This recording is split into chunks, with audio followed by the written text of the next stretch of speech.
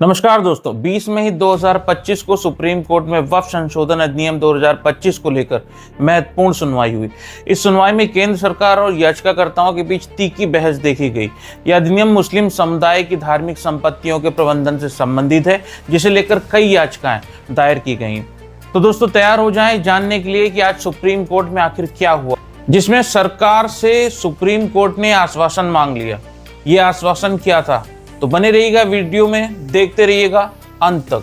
Supreme court का मुख्य कक्ष, जिसमें मुख्य न्यायाधीश BR गवई, न्यायमूर्ति ऑगस्टीन जॉर्ज मसी, सॉलिसिटर जनरल तुषार मेहता, वरिष्ठ अधिवक्ता कपिल सिब्बल और अभिषेक मनु सिंह भी कोर्ट में उपस्थित थे।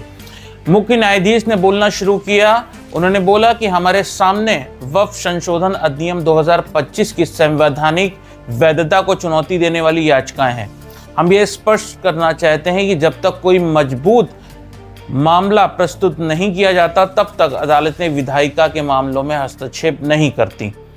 इस पर सॉलिसिटर जनरल तुषार मेहता ने कहा कि महोदय, केंद्र सरकार अनुरोध करती है कि सुनवाई को 3 मुख्य मुद्दों तक सीमित रखा जाए ताकि अंतरिम आदेश पारित किए जा सकें। इस पर याचिकाकर्ताओं की ओर से कपिल सिब्बल ने बोलना शुरू किया। उन्होंने बोला कि महोदय, यह अधिनियम मुस्लिम समुदाय के धार्मिक और सांस्कृतिक स्वायत्तता को सीमित करता है। वक्फ बाय यूजर की अवधारणा को हटाना और वक्फ बोर्ड में गैर मुस्लिम सदस्यों की नियुक्ति धार्मिक स्वतंत्रता के अधिकारों का उल्लंघन है। वरिष्ठ वकील अभिषेक मनु सिंघवी ने भी कहा कि यह अधिनियम संपत्ति के मौलिक अधिकारों का उल्लंघन करता है और अल्पसंख्यकों के अधिकारों को प्रभावित करता है। इस पर माननीय CJI गवई ने कहा कि हम अंतरिम रोक लगाने से इनकार करते हैं, लेकिन केंद्र सरकार से आश्वासन लेते हैं कि अगली सुनवाई तक वक्फ परिषद या राज्य वक्फ बोर्डों में कोई नई नियुक्ति नहीं की जाएगी और वक्फ बाय यूजर की स्थिति में कोई बदलाव नहीं होगा। आपको बताते चले कि इस मामले में मुख्य मुद्दे क्या हैं। इस मामले का जो मुख्य मुद्दा है वो पहला, वक्फ बाय यूजर की अवधारणा को हटाया जाना है। यह परंपरागत रूप से उन संपत्तियों को वक्फ मान्यता देता था जो लंबे समय से धार्मिक उपयोग में थी। दूसरा जो है वो वक्फ बोर्ड में गैर मुस्लिम सदस्यों की नियुक्ति, यह मुस्लिम समुदाय की धार्मिक संस्थाओं के प्रबंधन में हस्तक्षेप के रूप में देखा जा सकता है।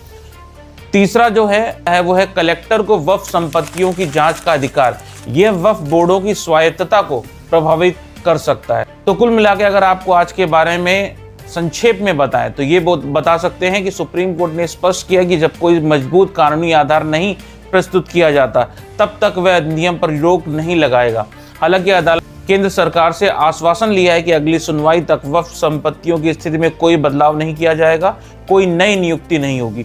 यह मामला धार्मिक स्वतंत्रता, अल्पसंख्यक अधिकारों और संपत्ति के अधिकारों से जुड़ा हुआ है और इसकी अगली सुनवाई में और भी महत्वपूर्ण निर्णय लिए जा सकते हैं। तो ये दोस्तों थी आज तक की अपडेट, जो आज सुप्रीम कोर्ट में 20 मई को जो सुनवाई हुई थी, और इसकी अगली सुनवाई की भी पूरी अपडेट जानने के लिए हमारे चैनल को सब्सक्राइब कर लीजिएगा, बेल आइकन को दबा दीजिएगा ताकि उसकी नोटिफिकेशन आप सब तक पहुंचती रहे।